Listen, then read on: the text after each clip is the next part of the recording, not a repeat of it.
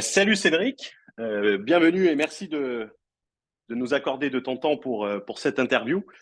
Est-ce que Salut tu peux Hugo.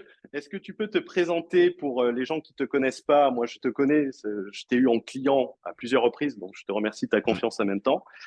Expatrié à l'île Maurice, auteur de la chaîne Youmento, je mettrai le lien dans la description qui parle de finance et d'investissement. Est-ce que tu peux te présenter pour les gens qui te connaissent pas? Oui, alors voilà, je m'appelle Cédric, j'ai 40 ans, je suis marié, j'ai deux petites filles de 1 an et demi et 5 ans. Expatrié à l'île Maurice depuis 1 an et demi, entrepreneur depuis mes 23 ans. J'ai créé plusieurs entreprises, globalement toujours dans le domaine du digital. Et aujourd'hui, le gros de mon temps, c'est gérer le patrimoine, rechercher des investissements. Je suis un passionné de la thématique de l'investissement, je touche à beaucoup de choses. Et comme je suis un fada de la synergie et de l'efficience, eh bien, j'ai aussi créé une communauté d'entrepreneurs, investisseurs, à laquelle que j'anime et à laquelle aussi j'apporte des opportunités. Donc le gros de mon temps aujourd'hui, c'est gestion du patrimoine, animation de la communauté et puis la création de contenu aussi. Comme tu disais, il y a notamment mon principal média étant la chaîne YouTube. Qui est la chaîne Youmento, et la communauté s'appelle Youmento aussi, c'est ça? C'est la C'est communauté ça, Youmento. exactement. La communauté privée, tout à fait. Et cette communauté privée, j'ai souvent dit que je la rejoignais, je l'ai pas encore rejoint. Là, les gens vont me prendre en témoin, je vais être obligé de la rejoindre. Est-ce que tu peux en parler un peu plus? Les gens qui rentrent dans cette communauté, ils ont accès à quoi? Ils ont accès à quel type de service et quel est l'avatar client des membres de cette communauté? Ok. Alors concrètement, moi, la promesse principale de la communauté, c'est sélectif, hein. Il y a tout un parcours pour pouvoir rentrer, donc il faudra que tu le passes, Hugo, si tu en es digne. Il n'y a pas de Et test de QI? Il n'y a pas de test de QI? non, il n'y a pas de test de QI, non, il y a des Ah, tests plus. Enfin voilà, je c'est fais bon. pas voilà. Mais du coup, c'est une communauté qui est sélective, qui vise des entrepreneurs qui s'intéressent aussi à la thématique de l'investissement et du développement personnel.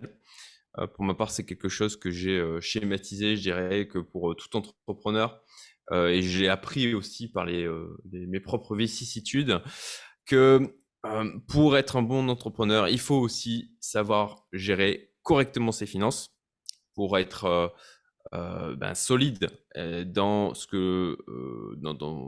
d'un point de vue money management, de manière à pouvoir continuer à faire une activité qui nous libère et pas se retrouver prisonnier de celle-ci dans une course, ce que j'appelle la rat race de l'entrepreneur, où en fin de compte on se crée sa propre prison avec des revenus dont on ne peut plus se passer. Et la partie donc développement personnel, bon, c'est assez, maintenant on l'entend à tort et à travers, mais globalement, c'est comment faire en sorte de s'améliorer soi-même pour devenir aussi un meilleur investisseur, un meilleur entrepreneur, mieux se connaître, améliorer son interaction avec les autres qui va automatiquement nourrir aussi sa capacité à conclure de meilleurs deals, à être là aussi à développer davantage son business et aussi de mieux se comprendre pour faire des activités qui sont plus en adéquation avec qui on est au fond de nous. Et je pense que c'est l'un des secrets, alors si ce n'est du bonheur, mais en tout cas d'un certain épanouissement. C'est marrant Donc que tu sur la parles. Ah, communauté, pardon. ouais, ouais. Je voulais te couper 5 secondes. Ça fait rigoler que tu parles de la rat race de l'entrepreneur, que moi j'appelle ça la rat race 2.0, Lambeau Systemio Mm. Dodo, qui est juste une cage avec des barreaux. On remplace les barreaux en plastique du salariat par des barreaux en or plaqué, mais on continue à vendre son temps pour de l'argent et sa force de travail. Tout à fait, tout à fait. Excuse-moi pour cette petite aparté. Et à la rigueur, qu'on vende son temps et son argent, enfin pardon, qu'on vende son temps pour de l'argent, pourquoi pas?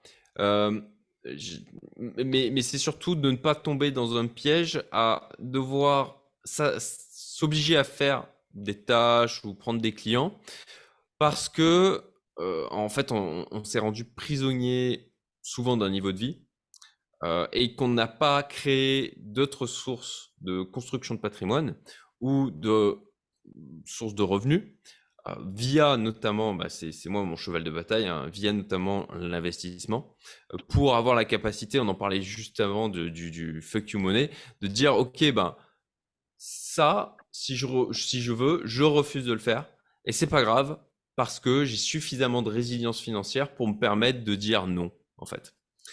Euh, et donc pour finir sur la communauté privée, concrètement la promesse principale, c'est l'entourage de personnes qu'il y a au sein de celle-ci. Des gens qui sont globalement très orientés valeur liberté, clairement, avec valeur d'équilibre aussi, hein, c'est directement lié avec les trois piliers sur lesquels on travaille, l'entrepreneuriat, l'investissement, le développement personnel, de l'efficience, de la loyauté, et loyauté, j'entends la loyauté avant tout envers soi-même, parce qu'il n'y a que comme ça qu'on peut ensuite être loyal envers les autres, de responsabilité personnelle, et puis de bienveillance avec pour souci d'avoir un impact positif dans son entourage proche. Et alors, qu'est-ce qu'on apporte globalement? Des workshops la promesse là aussi, c'est des workshops toutes les semaines. Et puis, donc sur différentes thématiques, hein, typiquement, on a parfois des intervenants un peu d'exception. On a eu Oussama Hamar en décembre, on a eu Jean de la Roche-Brochard l'année dernière aussi. Là, je travaille à faire intervenir David Laroche notamment. Et puis on a eu Hugo, hein, aussi, Ah, qui le est grand Hugo. intervenu, c'est ça, qui est intervenu au sein de la communauté. Donc des rencontres physiques et puis ensuite, je dirais que ça c'est en à côté. Mais bien sûr, quand on crée ce type d'environnement, il y a fatalement des associations qui se créent, des partenariats et puis des opportunités d'investissement qui arrivent naturellement. Ah non, Voilà, j'ai fini pour c'est l'explication. c'est super et c'était très intéressant la façon dont tu sais, tu as parlé que le bon investisseur est un bon gestionnaire. Et moi, j'ai Oui. envie de dire que le bon entrepreneur est également un bon gestionnaire et que l'investissement doit être abordé sous un angle entrepreneurial, que ça soit de Mm. l'investissement immobilier, de l'investissement financier, que ça soit de l'investissement lancer un nouveau produit. Tu juges les risques, le temps, le retour sur investissement. Et je pense qu'il faut tout faire d'une vision entrepreneuriale, d'une vision bon gestionnaire. Et quand tu veux être entrepreneur et aller à la richesse très vite, tu peux y arriver, mais tu vas vite te perdre. Et quand tu vas faire de l'investissement, et il me semble que j'avais vu un de tes interviews, parce que je suis abonné à ta chaîne et je consomme le contenu, où tu parlais d'un entrepreneur qui avait investi en crypto, qui avait gagné des fortunes et qui avait tout Oui. perdu ensuite. Et c'était plusieurs millions, si je me souviens bien, où tu te Oui. dis, mais comment on peut faire ça à un moment, on met un peu en sécurité. Et on parlait de fuck you money. Je trouve la notion de fuck you money du vachier de The Gambler qui va être beaucoup plus pertinente que d'indépendance financière. Parce que aujourd'hui, si je considère mon train de vie qui se résume aux bonnes choses de la vie, donc la bouffe, l'alcool, le temps avec les amis. D'ailleurs, à ton live d'où ça marche, je m'étais fait une bouteille de rouge à 11 heures du matin. C'est clair. Le, je suis indépendant financièrement, c'est-à-dire que mes revenus couvrent largement mon train de vie. Mais par contre, je ne suis pas dans une position du vachier. Une position du vachier, de la fuck money, c'est que je ne peux pas dire, allez, je pars 3 mois et je fais rien. Parce que si je fais rien, mon indépendance financière, elle va se réduire. Et l'indépendance financière dépend toujours de ton train de vie. J'aime bien dire que quelqu'un qui aime vivre dans la nature, dans une tente, il est libre financièrement avec un RSA. Et en plus, il n'a rien à faire pour l'obtenir. Donc, de toujours différencier cette notion qui a été violée sur Internet d'indépendance financière. Tout le monde parle d'indépendance financière, de rentier, mais ça serait bien d'avoir une définition chiffrée. C'est quoi un rentier? C'est quoi l'indépendance financière? Est-ce que telle personne est indépendante financière si elle continue à faire du contenu? Tu parlais de l'île Maurice, et j'aime bien prendre un exemple de quelqu'un qui vendait, quitter la rat race, si, ce phénomène n'a pas son produit, hein, qui était Mm. obligé de faire le jour de ses 40 ans sur Instagram. Aujourd'hui, c'est mes 40 ans, mais c'est moi qui vous fais un cadeau, 40% de remise sur mes produits.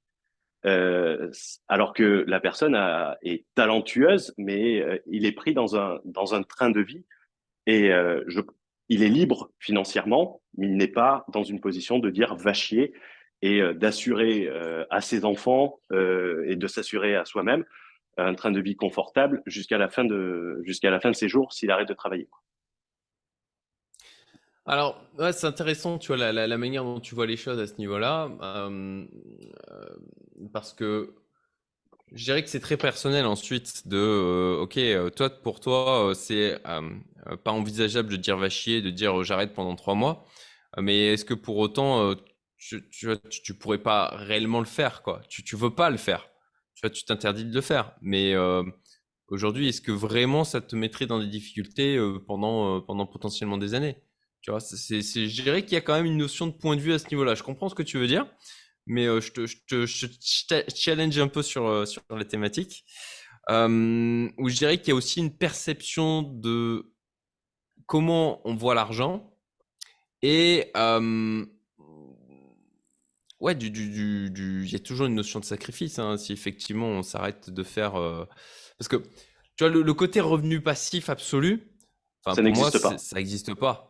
Voilà, Moi, tu je vois, on l'a parle dit de en même revenus temps. semi-passifs, de revenus Voilà, semi-actifs ou c'est semi-passifs. ça, c'est ça. Donc, quoi qu'il en soit, à un moment donné, même quand t'es milliardaire, même, je veux dire, tu t'arrêtes pendant 3 mois, bah forcément, ça va avoir un coût quelque part, quoi. Et même en étant milliardaire, alors t'en as plus côtoyé que moi, mais Un ou deux. t'as toujours voilà, mais t'as toujours du personnel à gérer. T'as aucune, t'as pas zéro interaction. Alors, c'est super Euh, intéressant et ça va être à mon tour de te challenger. Est-ce que le fait d'être comme ça, est-ce qu'on ne peut pas résoudre cette situation? Et j'ai échangé avec Fouad, avec qui j'anime le podcast d'IM, dont tu m'as fait l'honneur d'écouter et dire qu'il était qualitatif.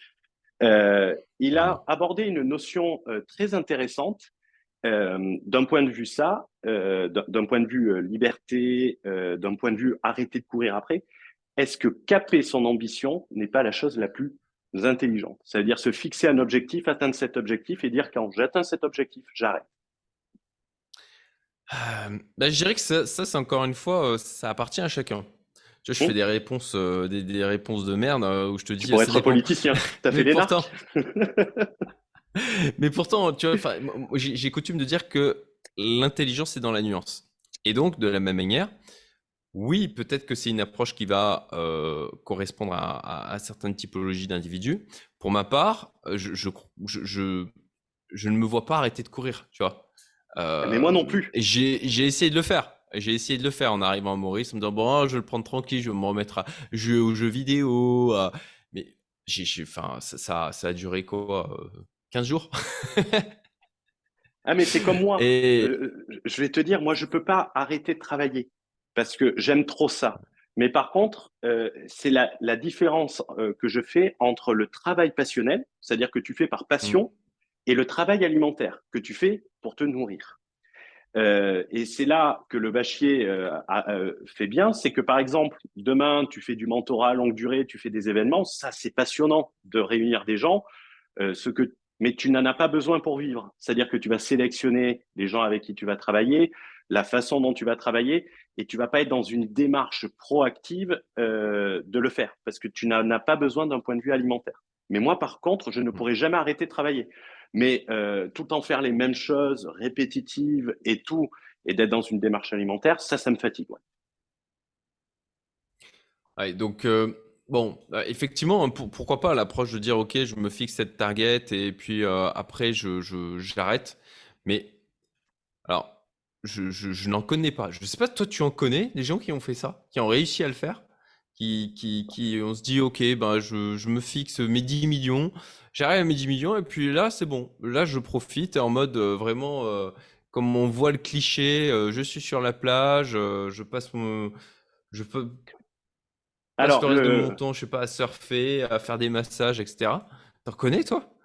Alors, j'ai la vision de mon ancien patron, qui lui est milliardaire, et je lui avais posé la question, tu sais, par rapport notamment à Wall Street Money Never Sleep, le deuxième, qui n'est pas aussi bon que le premier, où l'acteur interroge le banquier d'affaires et qui lui dit, il paraît que tout le monde a un chiffre très précis en tête, et vous, c'est quoi votre chiffre? Et le banquier répond, plus, toujours plus. Euh, et j'avais posé la question à mon boss, qui m'avait répondu que en réalité, il avait perdu sa femme qui portait son enfant. Donc, il avait un drame total. Mais s'il avait eu toujours sa femme et son enfant, il aurait arrêté beaucoup plus tôt. Et qu'aujourd'hui, il n'avait rien d'autre que son entreprise et que donc, c'était une course effrénée, même s'il pouvait arrêter de travailler. Et il avait dit une chose très marrante, enfin très marrante à ce niveau-là, nous, ça nous paraît complètement déconnecté de la réalité. Il disait qu'au-delà de 50 millions d'euros, tu ne travaillais plus pour l'argent, mais que l'argent était juste pour marquer des scores pour te comparer aux autres, mais que tu n'avais techniquement pas besoin de plus.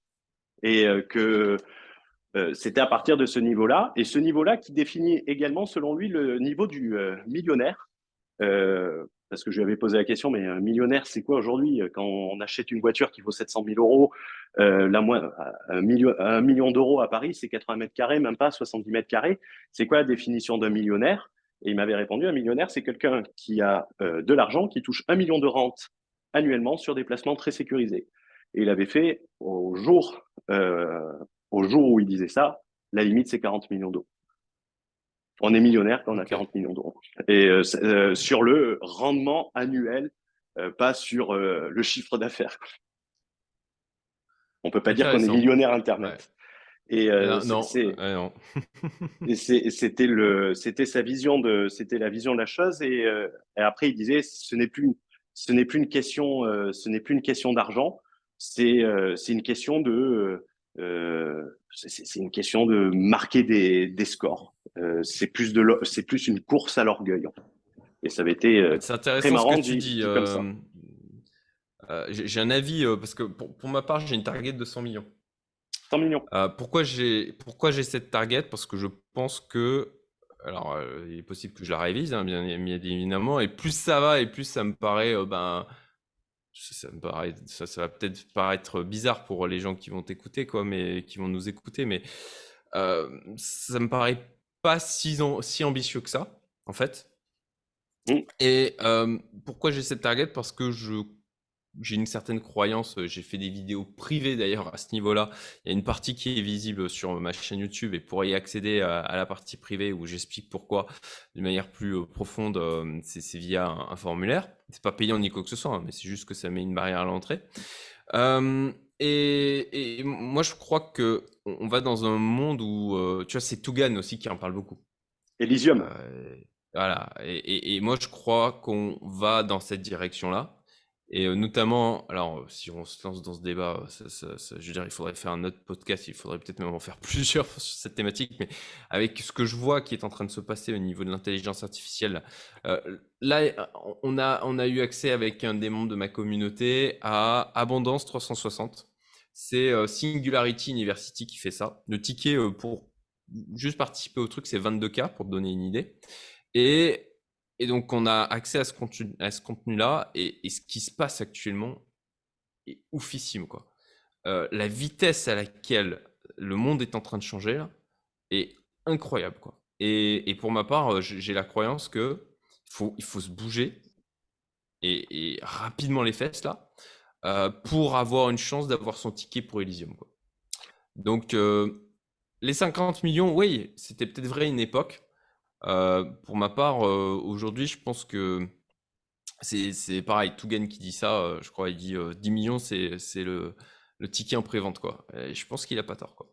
Ah ben nous, on avait Euh, dit, on voulait appeler le podcast dit M, c'est pour 10 millions, où on disait que c'était le seuil minimum de la fuck you money. ouais, Euh, ouais, euh, que, que c'est le nouveau, le hmm. nouveau Le millionnaire, nouveau millionnaire, c'est c'est c'est ça. 10 millions. C'est ça. c'est clair. Et ça peut faire bizarre parce que des gens peuvent se dire, bah, ceux-là, ils sont complètement déconnectés de la réalité. Bon, j'insulte régulièrement la France Insoumise, donc je pense pas qu'ils soient fans de ma chaîne. Donc on n'aura pas ce problème-là. Comment tu conçois, c'est un peu hors sujet et ça m'intéresse, comment tu conçois la répartition pour atteindre les 100 millions d'euros d'objectifs? Euh, Bonne question. Écoute, je suis en déploiement justement des différentes stratégies. Pour moi, il y a une stratégie qui clairement passe par le business de ma communauté. J'ai l'ambition d'en faire quelque chose, il y a des milliers de membres. Et puis tu le sais, hein, j'augmente régulièrement le tarif pour plein des raisons. D'un point de vue sélectivité à l'entrée, l'argent est un élément de sélectivité, ça c'est clair. Aussi générer plus de rentabilité, ça je m'en cache absolument pas au niveau des membres et des candidats aussi. Je dis clairement, moi l'objectif c'est de faire un max de fric avec ce business, tout en faisant un truc qui me fasse kiffer à mort, quoi. Donc la stratégie du business. Ensuite, il y a la stratégie du portefeuille small cap que j'ai d'ailleurs déployé avec Rémi, que tu connais bien. ah oui, qui Ou a participé au premier mastermind. c'est ça. Et qui est extrêmement pertinent sur ces thématiques. Donc là, le principe, c'est j'ai déployé un portefeuille avec pour objectif, alors ça demande de mettre 10K tous les mois dedans, d'avoir mis une certaine somme déjà dès le début, mais sur un horizon de 30 ans, sur la rentabilité qui est estimée du portefeuille, ça permettra de les atteindre en fait. Donc je déploie des stratégies comme ça en mode, alors autre stratégie. La raison pour laquelle aussi je développe une communauté, la raison pour laquelle je développe une visibilité publique et que je crée ce que j'appelle la communauté étendue via ma liste email privée, le Discord public, c'est que j'apporte aussi des opportunités d'investissement en private equity. Et pour moi, c'est une des stratégies d'enrichissement massif aussi, mais long terme, c'est que je monte des SPV, je prends du carry dessus, et bon, tu vois, tu prends 15%, et plus je suis en capacité de fédérer des investisseurs avec des montants de plus en plus importants, et plus ça me crée du potentiel de gain élevé. Là, c'est de la méthode Oussama Hamar, hein, concrètement, sur l'avenir, quoi. Où, tu vois, je prends 15% de la plus-value potentielle. Et pour moi, c'est une troisième stratégie. Et une stratégie, moi aussi, que je veux déployer, et pour ça, on va en parler d'ailleurs dans le podcast sur la partie patrimoniale, ça va être aussi d'utiliser l'effet de levier. Si tant est que le monde qui vient dans les années qui arrivent ne change pas trop profondément sur notamment aussi cet aspect-là. Et c'est pour ça que c'est ultra important d'avoir différentes stratégies d'investissement, c'est parce qu'on se crée de la résilience aussi. Et ça, c'est quelque chose que je vais voir avec toi, Hugo, hein, je te l'ai dit déjà plusieurs fois, qui est dans mon pipe pour cette année, de dire, OK, comment je me structure de manière à utiliser l'effet de levier tout en restant aussi expatrié. Voilà.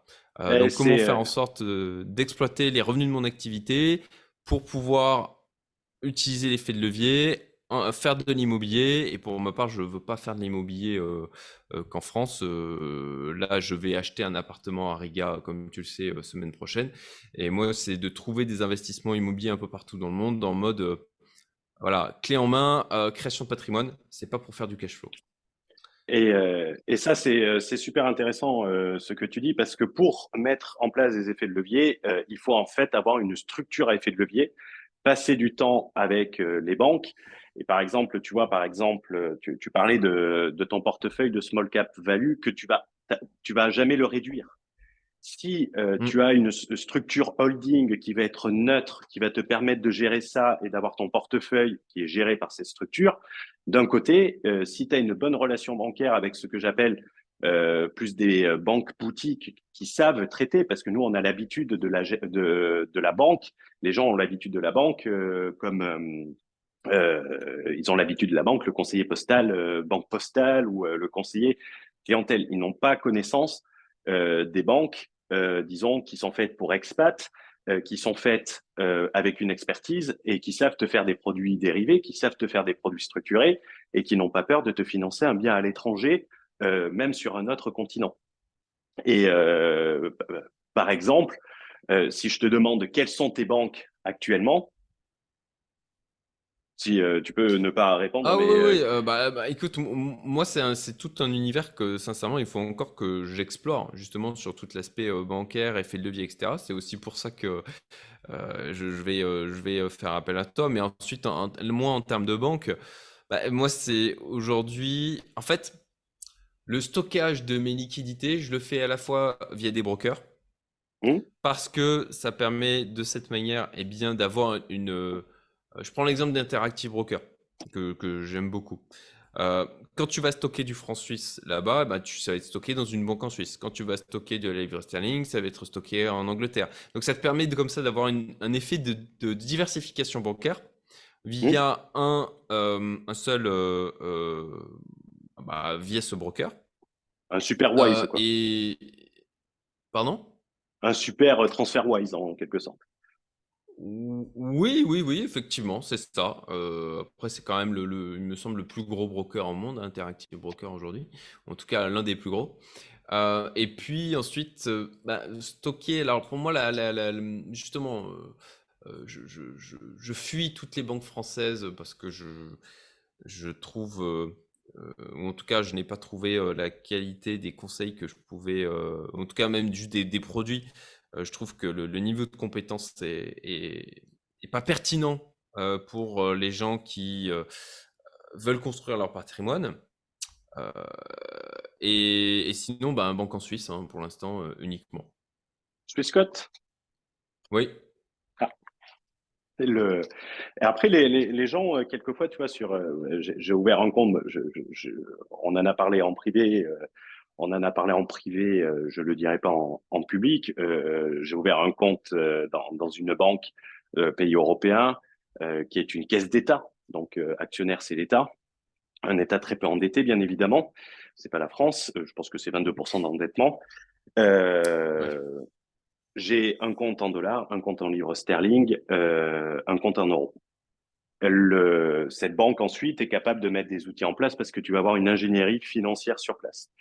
En tant qu'expat, quelquefois, si tu as envie d'être j'aime pas le terme exposé, mais avoir des opportunités dans des banques, les seuils d'entrée sont relativement faibles. Tu vas avoir des banques avec une gestion privée qui vont permettre de te donner un accès, par exemple, à l'investissement en Angleterre, dans des centres avec une très grande neutralité, avec que des gens qui savent gérer les expats. Et j'en parlais avec des partenaires, c'est quelque chose qu'on va mettre en place pour aider les gens qui sont dans ton cas, qui sont expatriés, qui sont des patrimoines qui peuvent rentrer aisément dans ces banques. On a l'image de la banque où il faut déposer 5 millions d'euros. Ça va être vrai chez Pictet et compagnie en Suisse. Ça va être vrai chez Morgan Stanley aux États-Unis. Mais les banques, si tu es capable d'avoir un dépôt aux alentours de 100 000 euros, plus une domiciliation, tu vas pouvoir avoir accès à un réseau bancaire international qui va te permettre d'investir et d'avoir accès à un effet de levier et surtout avoir accès à de la compétence. C'est pour ça que j'aime bien parler, au lieu de pays, de parler de places financières. Tu as des Hmm. pays qui sont plus des places financières que d'autres. Si tu prends l'exemple de l'Estonie, ce n'est pas une place financière. Si tu prends l'exemple de Paris, ça va être une place financière si tu as accès aux vraies banques. Et c'est toute une question de banque et d'interlocuteurs bancaires. En sachant qu'on a l'habitude, j'aime bien voir la banque comme deux triangles. Et je l'avais expliqué dans le mastermind où Rémi y a participé, c'est que c'est un triangle avec la pointe vers le bas et un triangle avec la pointe vers le haut. Et plus on veut faire du complexe, plus il faut monter en qualité d'intervenant bancaire. Si tu es sur de l'employé de banque au guichet, oui, le mec, il connaît rien. Si tu es sur du banquier haut de gamme, c'est-à-dire qui sort des grandes écoles, même si ça veut rien dire, sur des produits structurés, sur des prises de garantie, savoir prendre une garantie sur un small cap value, il va savoir faire. Aller chercher un différé, aller chercher du financement, te proposer une titrisation de ton investissement, il va savoir le faire et ça va être rémunérateur pour lui, même si le taux d'intérêt est plus haut. Donc, c'est juste une question il ne faut pas regarder la banque, il faut regarder la compétence du banquier et le voir comme un Ouais. partenaire, pas comme un prestataire. Non, mais c'est super intéressant et ça permet de faire un peu la transition puisque tu as parlé d'expatriation 1 an et demi à l'île Hmm. Maurice. Pour parler de l'expatriation à l'île Maurice, pourquoi l'île Maurice? Alors, euh, alors concrètement, quand on a pris la décision de s'expatrier, on l'a fait. Oui, il y a une dimension fiscale. On va pas se leurrer. Et puis comme ça, on va donner de quoi bouffer à à tous les rageux de ce côté-là. Mais c'est très loin d'être uniquement la raison. Concrètement, ce qui se passe, la manière dont tourne la France, et puis ben, d'une manière plus étendue, une certaine partie de l'Europe et puis de l'Occident, ne nous convient pas. Voilà. Donc, ce qui a été notamment le déclencheur, c'est tout ce qui est passé autour de comment on peut l'appeler, le virus. Le virus, ouais, mais me fais pas Voilà. tu risques pas de me faire Ouais. démonétiser la chaîne, elle est pas monétisée, mais Ok, bon bah. le, ouais. Mais en tout cas, vous aurez compris de quoi je parle. Et on n'était pas du tout aligné avec ça. Et aussi, ben, en tant que parent, il y avait la question profonde de se dire, OK, quel environnement je veux donner à mes filles? Dans quel environnement je veux les faire baigner, en termes de mindset aussi, en termes d'entourage, en termes de personnes qui sont côtoyées. Et la volonté de casser une barrière mentale, puisqu'on n'était jamais parti, on n'était jamais venu à l'île Maurice. On ne s'était jamais expatrié. Et c'était aussi de venir nourrir, l'esprit se nourrit du chaos. Il se Mmh. nourrit du fait de sortir de sa zone de confort. Et c'était clairement une sortie de zone de confort. C'est le Donc, chaos à l'île Maurice? non, bah, du chaos dans le sens de ce que ça provoque un peu dans ta tête, le fait de changer complètement d'environnement comme ça.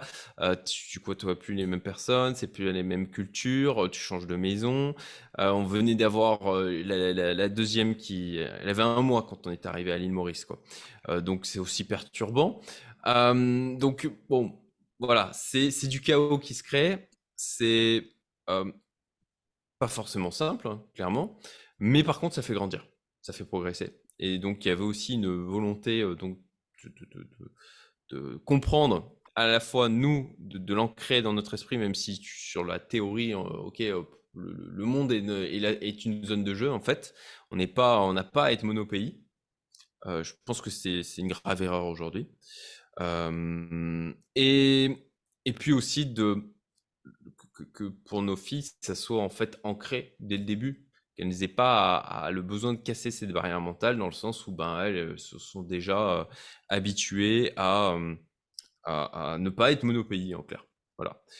Donc le départ à l'île Maurice, c'était aussi concomitant avec une sorte de plus-value qui était plutôt confortable sur le bull run crypto de 2020-2021. Et ah ben là, le calcul était aussi fait assez rapidement entre du 30 à 60% en France versus 0% en Maurice. Bon, bah, je dirais que le choix est vite fait sur cet aspect-là. Euh, Ensuite, on est allé chercher aussi, en tout cas, moi, je suis allé chercher aussi de la simplicité. 10, 15 ans d'entrepreneuriat en France, c'était fatigant. Il y a une certaine, je dirais, instabilité administrative et puis même insécurité. Moi, j'appelle ça de l'insécurité administrative et fiscale, en fait, dans le sens où Tout change. ça, ouais, tout change régulièrement. Et en fait, il y a tellement de couches de millefeuilles. Et ça m'avait fait à- ça m'avait fait un petit peu péter un câble, en fait, de voir quand ils avaient sorti le droit à l'erreur. Alors, ça avait été accueilli en disant, oh, c'est génial, il y a un droit à l'erreur, maintenant on peut se tromper. Mais, mais c'est quoi cet environnement où on est obligé de créer un droit à l'erreur parce qu'il est devenu tellement complexe que de toute manière, tu vas te planter. Non, mais nous, ça nous va. Quand on conseille, il y a toujours du travail, mais je t'ai eu souvent en coaching. Je déteste la fiscalité de la personne, ça veut dire fiscalité personnelle. Moi, je me concentre que sur les structurations, disons, plus business, parce que tu as une stabilité. L'IS, c'est l'IS. Les règles d'IS, c'est l'IS. Les règles de TVA, c'est les règles de TVA. Ça bouge beaucoup moins à titre personnel.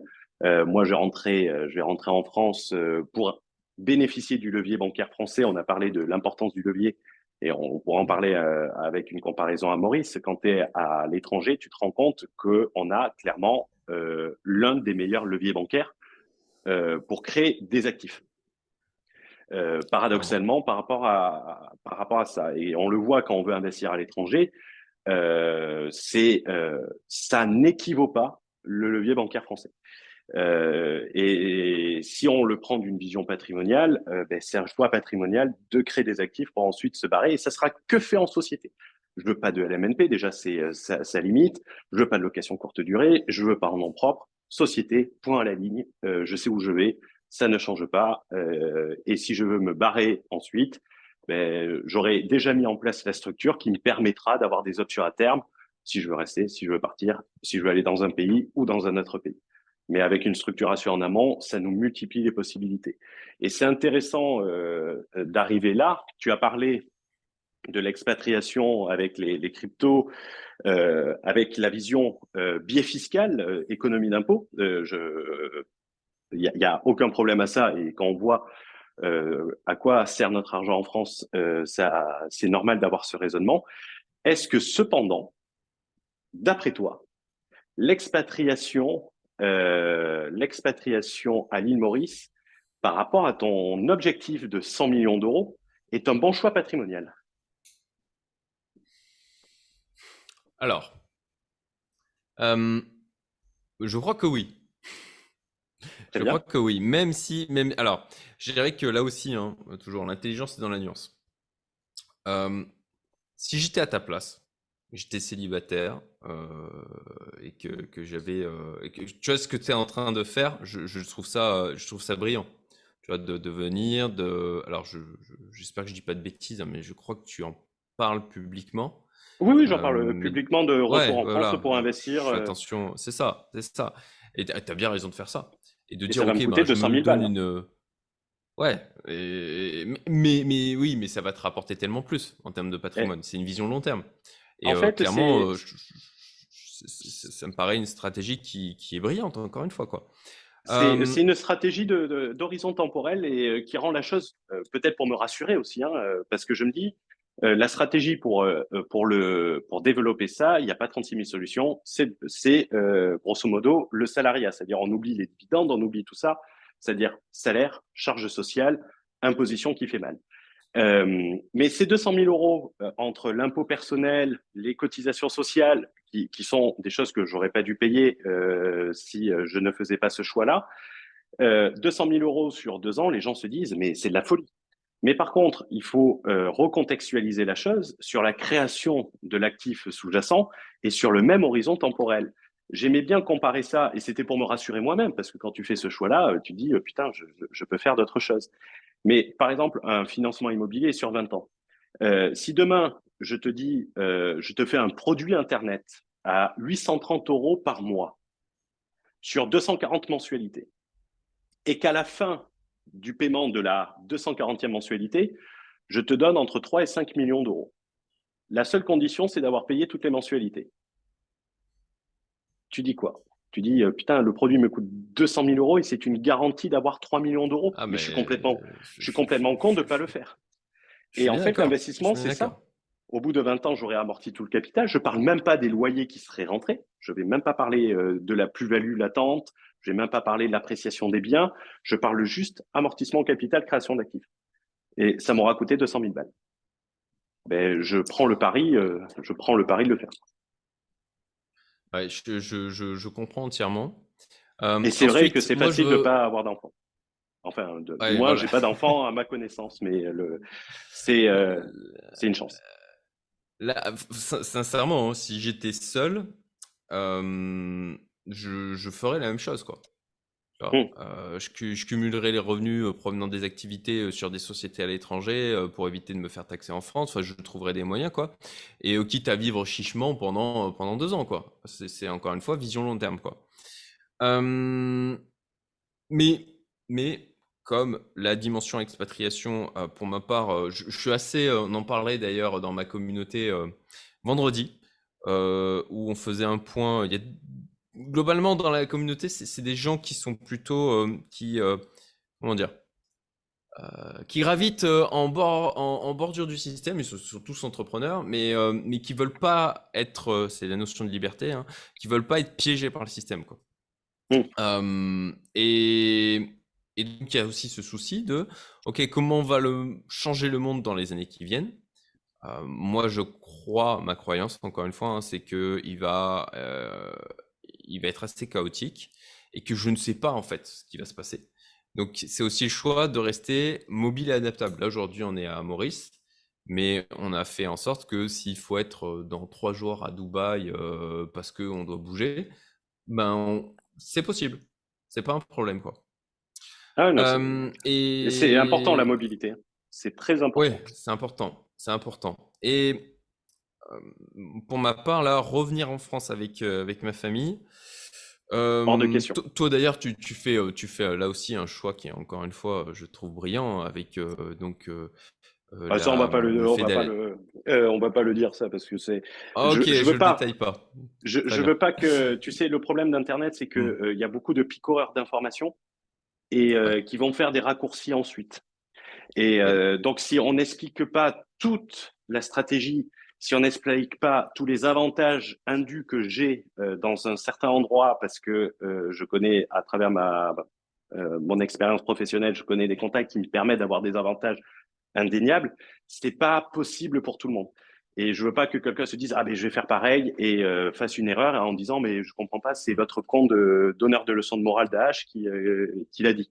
Donc je me Et- méfie énormément sur Internet parce que les propos sont très vite travestis par des gens qui comprennent rien et qui font des raccourcis. On en parlait d'un de l'île Maurice qui fera l'objet d'une fiscaloscopie. Et je pars tout le temps du principe, et tu m'avais fait la remarque quand j'avais dit j'ai regretté de ne pas avoir écouté ton conseil et tu as dit ce n'est pas un conseil, c'est un partage d'expérience. Tu sais, cette responsabilité je vais pas dire influenceur, je ne me considère pas comme un influenceur, mais comme personne écoutée, on va dire, où les gens se disent s'il fait ça, il faut que je fasse exactement la même chose. Donc hmm. j'aime bien le séparer et ça nécessite, il y a plein il y a plein de considérations en dessous à prendre en compte qui serait dur de détailler comme ça. Et donc, ok, ben voilà. En tout cas, le fond de mon propos, c'était, ok, là aujourd'hui, Désolé, désolé de t'avoir cassé la chose, ah mais non, c'est pas de au souci, pas final de on souci. arrive à peu près à la même chose. On arrive au Ouais, même résultat avec plus de mobilité et plus de facilité. Mais c'est un raccourci qu'on peut prendre sous certaines conditions, mais c'est pas dédié à bien tout le sûr. monde. Absolument. Et donc, pour ma part, je mets aussi dans la balance dans le développement du patrimoine. Je pense pas que ce soit une erreur parce que je mets aussi dans la balance ma charge mentale en fait. Et quand je vois, et ça a été un vrai deuil en fait, vraiment, je l'ai vécu comme un deuil ici en arrivant à Maurice, le deuil de moi qui suis encore une fois un obsédé des synergies et du fait de créer de l'effet composé, etc. Je ne me suis pas toujours pris de la bonne manière, mais j'apprends. Euh, eh bien, toute la connaissance que j'avais pu acquérir en France sur effectivement les optimisations qu'on peut déployer, tout l'administratif, tout ça en fait arrivé ici avec la simplicité à laquelle je suis exposé en étant ici à Maurice, qui était extrêmement rafraîchissante. J'ai vécu tout un deuil en fait de ces 15 ans d'entrepreneuriat en France. Et toute l'énergie, le temps que j'avais passé à comprendre la complexité du système pour pouvoir l'exploiter au mieux. Ah, mais c'est Et, intéressant. et en fait, ça, c'est voilà, la charge mentale, pour moi, telle que je le vois, ce n'est pas une erreur parce que la charge mentale que je vais économiser et que je vais du pouvoir uniquement, en tout cas en grande partie consacrer à la création de valeur et au fait de devenir un meilleur investisseur, de trouver une meilleure opportunité, de créer des meilleures synergies, euh, vaut largement le coup par rapport au fait de revenir en France. Ah non, c'est super intéressant parce que moi j'ai eu l'effet inverse. Si tu veux, j'étais parti en Estonie, super pays que j'ai particulièrement détesté, et c'est le pays de la simplicité. C'est le pays de la simplicité. Tu peux tout faire, c'est excessivement simple. Rémi est là-bas. tout est automatisé, même Romain qui t'assiste, tout est vraiment très simple. J'ai galéré plus à faire ma déclaration de revenus en Estonie que ça me prenait en France. Tout Ok. simplement parce que c'était moi qui la faisais en Estonie, tandis qu'en France, j'avais toujours eu l'habitude de passer par des comptables. C'est-à-dire que, en fait, tous ces trucs où je savais pas le faire, où ça me faisait chier, c'était l'éducation de mon boss, hein. Concentrez-vous sur les choses qui rapportent de la valeur, pas des choses qui consomment du temps. La nécessité de raisonner en taux horaire, hein, et je suis très mal placé pour faire ça. J'aime faire mon ménage chez moi parce que je supporte pas avoir une femme de ménage, alors que ça me serait beaucoup plus rentable de faire intervenir une femme de ménage. Mais par contre, pour le comptable, et je me souviens d'une expression de mon boss par rapport à la femme de ménage, il me dit que tu as un appartement de 50 mètres carrés ou de 300 mètres carrés, ça te prendra le même temps à nettoyer si tu fais appel à une femme de ménage. Et en réalité, moi, c'était tout le temps les comptables qui le faisaient pour moi. C'était le comptable de la boîte qui s'occupait de la déclaration, qui s'est occupé de la déclaration de mon expatriation, qui s'est déclaré, qui continue à déclarer mes revenus. Ça me coûte de l'argent, mais au moins je suis tranquille. C'est mieux fait que si je le faisais et j'ai pas besoin de m'en occuper. Et pour avoir géré des boîtes en France, pour avoir géré des boîtes dans un ancien paradis fiscal, pour avoir géré des boîtes aux Pays-Bas, en fait, ça a tout le temps été la même chose parce que je me suis jamais occupé de la partie perte de temps. Donc, Bah écoute, t'as dû bien savoir t'entourer parce que moi, de l'expérience que j'ai, c'est qu'il faut, si tu gardes pas un œil euh, et qu'ils font des mauvais choix ou qu'ils se trompent, bah c'est pour ta pomme à la fin, quoi. exactement, et c'est ce que j'expliquais c'est ce que j'expliquais au mastermind notamment. Et j'avais dit que pour comprendre si quelqu'un fait un bon travail et déjà pour le diriger, il faut savoir lui poser les bonnes questions et donc d'avoir cette propre compétence. Tu sais, les gens quelquefois ne veulent pas se former. Ils me disent, moi, je m'en fous Hmm. de connaître la fiscalité internationale, je m'en fous de connaître la fiscalité, je veux pas être comptable ou un truc comme ça. Mais comment tu sais si ton comptable fait bien son travail? Et les gens font une confiance aveugle aux comptables et aux experts comptables. Mais si les experts comptables étaient si bons que ça et si infaillibles que ça, il y aurait zéro contrôle fiscaux en France, parce que toute société a un expert comptable et un comptable. Donc, on en avait parlé également dans le podcast, la nécessité de pouvoir challenger ses interlocuteurs. Fouad a expliqué que sur la vente d'un terrain, son notaire, son expert comptable lui disait que c'était TVA sur prix total. Donc, sur un terrain de 600 000 euros de mémoire, donc ça représente beaucoup. Lui était perçu, le Cridon, qui est la chambre des notaires, lui disait c'était TVA sur prix total. Lui était persuadé que c'était pas TVA sur prix total. Il a fait faire un rescrit, il a demandé à l'administration, c'était TVA sur marge. 50 000 euros d'économie. Quand moi, à la base, j'ai une formation d'école de commerce et de finance, en ce qu'on appelle le corporate financial management, ça fait beau en titre, mais ça veut pas dire grand-chose. C'est mon boss qui m'a payé des études de droit, pas pour que je sois avocat, mais pour que je sois capable de challenger les personnes, comprendre comment ça marche et vraiment Hmm. comprendre les problématiques et bien entourer la problématique qui est pour moi le devoir de tout entrepreneur. Et ça, c'est d'avoir cette indépendance, de bien sélectionner, de toujours partir du principe que la personne que tu as en face, elle est faillible, donc d'être capable de contrôler son travail Ouais. sans faire du babysitting. Mais bon, c'est un autre sujet. Donc, expatriation à l'île Maurice, pour le développement du patrimoine, pour tout ça, ça te va ou tu penses que tu changeras de pays à terme? Pour l'instant, ça nous va, potentiellement, on bougera, quoi. Je pense plus ça va et plus je vois ce qui se passe un peu dans le monde et plus je me dis qu'on va bouger, clairement. D'accord. Euh, Euh, voilà. ouais, c'est super intéressant et donc d'où l'importance d'avoir des structures qui, elles, ne bougent pas mais qui favorisent la mobilité, ce que j'appelle la fameuse Absolument. holding mobile. Les gens pensent que c'est du marketing, mais ça peut avoir un intérêt. On a parlé d'investissement, c'est ta passion, c'est ta spécialité également. Dans quoi tu investis aujourd'hui? Tu as parlé des small caps avec la stratégie long terme de Rémi, qu'on a interviewé sur la chaîne. Je mettrai l'interview dans la bio. Tes investissements crypto, toujours sur la crypto, sur bourse, hors small cap, on va dire, dans quoi tu investis? Eh bien, de alors private equity, de l'immobilier, mais soit sur en mode club deal où j'apporte de l'argent sur typiquement là je suis en train alors je suis rentré je crois que tu connais Yen Darwin Oui, Invest Dubaï. et Green Bull. Voilà, donc moi je suis rentré au capital de Green Bull. Et d'ailleurs, ils ont fait on a fait ensemble un premier partenariat là pour une opportunité d'investissement qu'ils ont proposé où c'est du lending, hein, du prêt, une société pour du 14% annuel. Donc du lending auprès de sociétés, notamment il y en a une en Estonie à laquelle je prête de l'argent. Euh, Effectivement, la bourse, alors là, ben, de l'ETF, elle est d'une manière assez classique de l'ETF, du gold.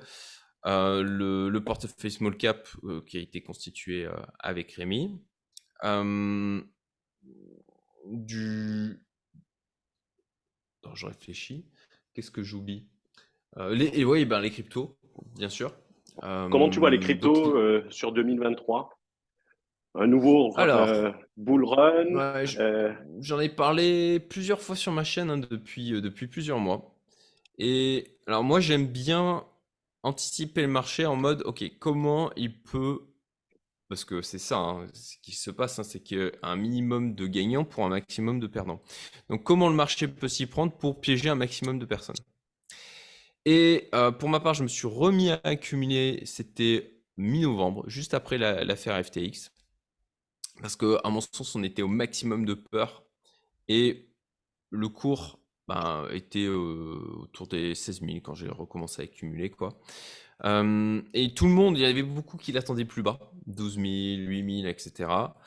Et moi, ma théorie, c'est que cette année, je, voilà, il me semble que le meilleur moyen de piéger un maximum de personnes, sachant qu'il y en a plein qui l'attendaient plus bas, et ben, c'est de venir péter les 30K, et je crois qu'il l'a fait hier.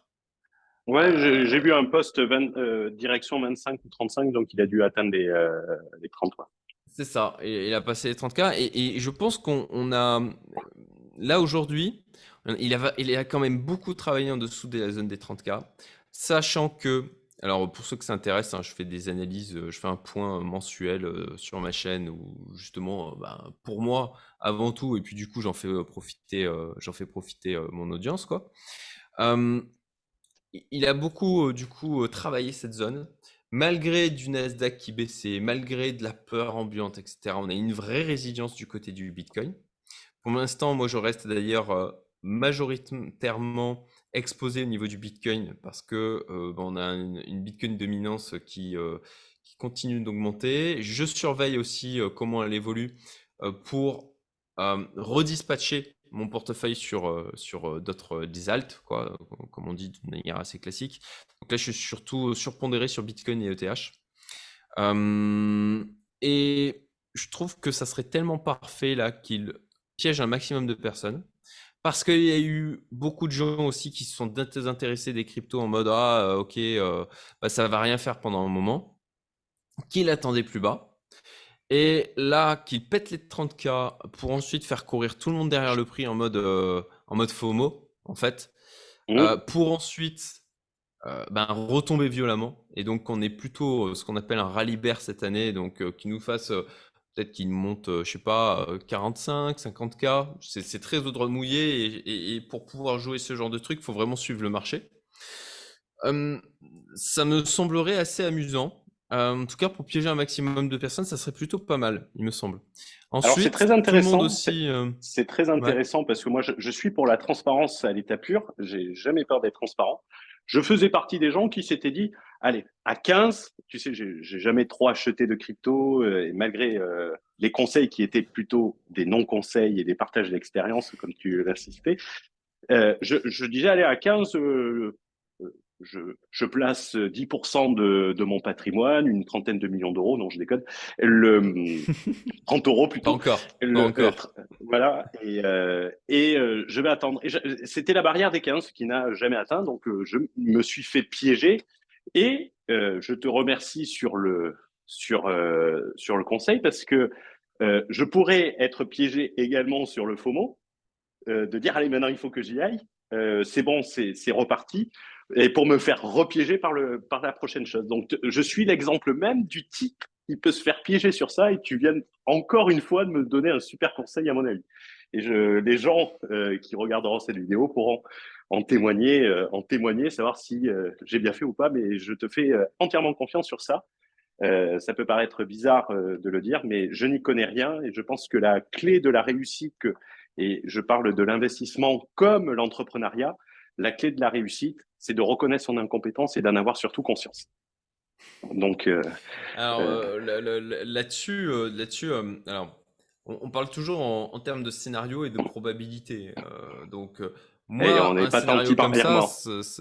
Ah, pardon? On n'est pas tant Irma. On On peut n'est pas pas, prédire le futur. On n'est pas tant non, non, Irma. non. Sinon, ça fait longtemps Oui, oui, oui, oui, oui, on, entièrement. Ok, j'avais pas on, compris. on aurait dépassé tes Tout à 100 fait. millions, on aurait fait 2 euros millions déjà en C'est clair, dominant les chiffres. c'est ça. Donc, on a juste, moi, c'est un scénario que j'affectionne. Et si ce produit, ben, je vais essayer de prendre des profits de manière à pouvoir me remettre à accumuler quand ça aura baissé. Néanmoins, on n'est jamais sûr. Et c'est pour ça que ben, il faut avoir, je dirais, en tête les différentes stratégies et à chaque fois de se poser la question de, OK, s'il se passe ça, avec quoi je suis à l'aise? Parce que tout se passe dans la tête, hein. Tout se passe dans les émotions, tout se passe dans est-ce que je vais être à l'aise avec mon niveau d'exposition et dans un sens comme dans l'autre, hein. De ne pas être exposé du tout, c'est la porte ouverte à du FOMO. De trop Mm. être exposé, c'est aussi la porte ouverte à faire des bêtises et à vendre quand c'est au plus bas en mode panique, quoi. Et de la même manière, bah, moi en tout cas aujourd'hui, j'ai une exposition où je me dis bon ben là ça part en rallye haussier, bah, c'est cool, je prends une plus-value. Ça casse pas les 30K, ça retombe en dessous, ça va à 15K, 8K, imaginons. Bon bah ça va pas être avec plaisir, mais je veux dire bon bah ok, j'accepte. Tu vois, je me suis exposé d'une manière où c'est acceptable. Tolérable. Et il y a un troisième scénario qui est de cette année, on repart en bull run. Et là, de la même manière, il y a tout le monde qui se dit en 2024, tout le monde parle de 2024. Et du coup, je suis pas à l'aise avec ça. Soit ça sera plus tôt, et là aussi, ça surprendrait énormément de personnes que ça soit en 2023. Soit, eh bien, ça sera plus tard. Ça sera pas en 2024. Là aussi, ça va en dégoûter un maximum. Ils vont du coup sortir du marché, s'en désintéresser, et à ce moment-là, peut-être plutôt en 2025. De toute manière, c'est quand il y a un maximum de désintérêt que c'est intéressant justement de se positionner. Et bon, voilà. Là aujourd'hui, moi, pour l'année 2023, un rallye haussier qui piège un maximum de personnes et qui crée du FOMO où tout le monde court après le prix. Surtout qu'en plus de ça, là, on a un narratif autour du Bitcoin qui est assez intéressant où on le voit dans ses modes de réaction, sert de Il valeur décorrélait refuge en du fait. marché, Ouais, chose c'est qui n'était ça. pas avant. Chose qui n'était pas avant, Tout à puisqu'il fait. suivait grosso modo le Nasdaq. Et aujourd'hui, je serais même plus rassuré d'investir parce qu'on arrive, et je suis pas un investisseur, moi je fais que de l'indiciel, et Rémi me déteste pour ça parce que je suis plutôt un short seller. Aujourd'hui, le Bitcoin a de l'intérêt parce qu'il fait réserve de valeur, chose qu'il ne faisait pas avant, où il ne faisait que reproduire, grosso modo, le Nasdaq, Ça. les mouvements. Donc aujourd'hui, il a une utilité, et c'est l'utilité, et c'est de l'utilité que naît la valeur. Et ça, Rémi aussi le dit souvent, même Même si, à mon si avis, d'ailleurs il va Rémi se hérisser le poil. ne touche pas un dos aux crypto, c'est clair. Ouais, non, mais ça va Après, lui faire hérisser moi le je, poil qu'on parle de ouais, crypto et c'est qu'on clair, l'associe à ça. c'est clair. Après moi je suis un pragmatique, hein. Je suis passionné d'investissement et en fait je mange, quelles que soient les classes d'actifs, moi je m'y intéresse tant que ça permet de générer du ROI. Voilà. C'est la seule Et chose la qui compte, hein. crypto. Alors, c'est toujours une question de point de vue, mais pour ma part, en tout cas, c'est la seule chose qui se compte en tant qu'investisseur, parce que ce qui fait, euh, ta valeur d'investisseur, c'est le nombre de points que tu accumules en argent, en fait, hein. C'est ça qui définit est-ce que tu es bon ou est-ce que tu es mauvais, quoi. Donc, là, en l'occurrence, voilà, la crypto, bien sûr que d'un point de vue philosophique, la liberté que ça offre, la prise d'indépendance par rapport au système financier, c'est des choses qui, moi, me parlent. Mais j'y suis pour le côté spéculatif, quoi, et aussi pour de la diversification patrimoniale d'une manière générale, quoi. Il faut que je m'y Donc intéresse, voilà, moi. j'ai fait un peu ma Madame Irma pour l'année 2023. Un rallye haussier. Justement, on a cette décorrélation avec le Nasdaq parce qu'il y a eu un désintérêt du retail et que du coup, on se retrouve avec, tu sais, cette base de pur et dur, les éléments d'argent notamment, tels qu'on les appelle, les extrêmes, on disait qu'ils sont en mode je ne vendrai jamais, quoi qu'il arrive. Bon, on se retrouve avec beaucoup plus cette couche de personnes qui sont en mode, dans tous les cas, j'ai de la crypto parce que c'est de la diversification. On a épuré le marché. Et c'est ce qui lui donne aussi la capacité d'être résilient dans cette période où les marchés, d'une manière générale, sont chahutés et le système bancaire l'est lui aussi. Et on va préciser également, et c'est important parce que je ne sais pas la date de parution de ce live, quand on l'enregistre le 12 avril. Parce Très que judicieux. imagine que, de toute façon, les gens peuvent vérifier vu qu'ils viennent de passer les 30 000, mais je ne sais pas s'il va être publié ce samedi ou samedi prochain. C'est toujours par souci de transparence. Si demain, par exemple, moi j'aime bien les gens qui font de l'aftermarket, tu vois, c'est donnez-moi des likes, les amis, donnez-moi des likes, qui sont en position de commentateurs ou qui disent ah ça peut monter, ça peut baisser, mais on privilégie certaines choses. Donc oui, ce live est enregistré le 12 avril 2023. Mm. Donc Et pour on ma part, je suis va positionné plutôt sur le scénario du rallye haussier sur cette année. Et je regarderai de manière très assidue la manière dont le marché se comporte si on ne parle pas Parce que je n'écarte vraiment pas la possibilité qu'on parte en bull run sur l'année 2023. D'accord, mais merci de la transparence, merci de la prise de risque, parce que c'est toujours une prise de risque. Et les gens auront ce partage d'expérience offert et pourront en juger au résultat, ce qui est le plus important. Tout à fait. On va conclure parce qu'il me semble que tu as un rendez-vous dans un peu plus de 10 15 minutes, minutes, 15 absolument. minutes. Donc, en résumé, qu'est-ce que tu conseillerais aux personnes qui écoutent ça, que ce soit d'un point de vue expatriation, que ce soit d'un point de vue création d'actifs au travers de l'investissement ou au travers de la création d'un business et d'être résilient en quelque sorte, c'est d'être capable d'aller sur les trois. Si par exemple tu avais un petit frère, quel conseil tu lui donnerais? Hmm. Très bonne question. Alors, en fait, le premier conseil, et là je parle de conseil effectivement, que je donnerais, ça va peut-être paraître bizarre, hein, mais c'est d'apprendre à se connaître. Voilà. De sortir au maximum, de tester un maximum de choses, de passer massivement à l'action pour connaître des échecs, effectivement, mais le plus tôt possible pour en apprendre et ainsi découvrir comment on réagit face à différentes situations. Euh, Vraiment être en mode. Alors en France, on a vraiment un rapport à l'échec qui est dégueulasse, je trouve, et c'est dommage. Mais voilà, si j'avais un petit frère, et d'ailleurs, voilà, je digresse, mais hier, on recevait dans ma communauté privée une présentation d'investissement par le CEO qui a 18 ans. C'est sa deuxième boîte, après avoir fait la première à 16 ans, commencé à bosser à 14. Un profil que je vais recevoir d'ailleurs sur ma chaîne. Et donc, en l'occurrence, c'est pas cette image-là de cette personne-là à qui je pourrais donner des conseils, mais disons d'un être humain normal, ça serait voilà, de travailler sur soi. J'invite à explorer la notion d'ikigai, de passer massivement à l'action, de toujours réfléchir aussi en coût d'opportunité. Et pour moi, les études, sont un coup d'opportunité, surtout aujourd'hui dans le monde qui s'ouvre à nous et qui est là, quoi. Notamment avec les ChatGPT et consorts et toute l'information qui est disponible. Si on se dirige vers de l'entrepreneuriat, voilà, je dirais que je crois qu'il y a un âge d'or qui s'ouvre pour les personnes qui savent exploiter des outils pour créer de la valeur. Voilà, Hugo.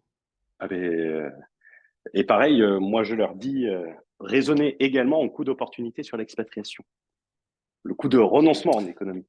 Ne Tout à comparez fait. pas une situation égale, ne comparez pas un gain égal à égal, ayez conscience de ce que vous pouvez faire. Et ça demande un peu. Et quand bien même on fait une expatriation, travailler la structuration de son expatriation, travailler la mise en place d'outils qui paraissent assez vieux monde. La banque, c'est le vieux monde, surtout pour quelqu'un qui est fan de crypto, c'est le vieux monde. Mais la réalité est que aujourd'hui, si tu ne te sers pas des banques, tu laisses 90% de l'argent sur la table. Parce que 90% de la masse monétaire en circulation, c'est du financement. Donc tu te contentes juste de petites miettes. Tu te contentes de 10%. Donc, C'est pensez à une manière ça. de voir les choses non, qui est vraiment intéressante. Et ben, c'est ce pourquoi je milite, hein. C'est effectivement, ok, tu peux être un super entrepreneur et faire énormément d'argent. Euh, mais je trouve que bah, c'est de gâcher tout un pan qui, en plus de ça, à un moment donné, si on est un très bon entrepreneur, on y sera confronté, qui est la gestion du patrimoine et la capacité à faire grossir celui-ci, quoi. Et de raisonner pas en mensuel. Moi, j'aime bien dire qu'il y a deux. En réalité, je dis qu'il y a trois types d'entrepreneurs. Il y a ce que j'appelle le salarié entrepreneur, celui qui raisonne en mois. Par exemple, j'étais intervenu à un mastermind avec des gens qui avaient un certain niveau et je leur ai posé la question, vous gagnez combien? Tout le monde m'a répondu en mensuel.